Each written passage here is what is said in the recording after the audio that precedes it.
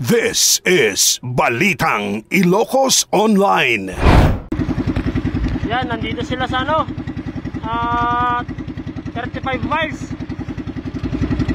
Sana makita ng beeper to para aksyonan agad. Para di naman kawawa yung mga mangingisda. Mga Vietnamese, inihilawan nila yung mga payaw. Kuwalat nila. Sana matulungan ng mga beeper yan.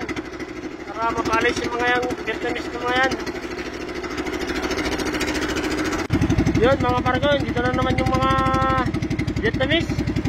Sila yung sisira sa mga rama namin, mga payaw namin kasi kumakapit sila at iniilawan, kaya ubus nila yung mga isda, kaya walang natitira sa amin.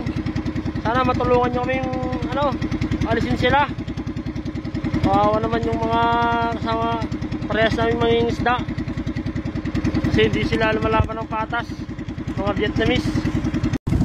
Yun, shoutout mga pargoy. Ito yung Vietnamese wala na natira yung isda ng payaw namin kasi nakuha na nila lahat. Yan hindi sila lumalaban ng patas Sana pa-share naman tong video na to mga pargoy para makarating sa beeper o kaya Philippine Navy. Wala na, kawawa kami. Hindi ko alam. Mga pargoy, pa-share naman to. Wala nang gusto yung payaw namin.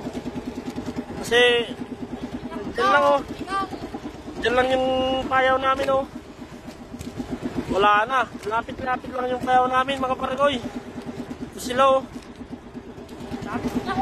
wala nang isda yung payaw. Pa-share naman tong video mga pargoy para makarating ko sa beeper o kaya Philippine Navy para ma-actionan agad. Kawawa naman yung mga kasamaan kong may isda. Yan lakas-lakas ng ilaw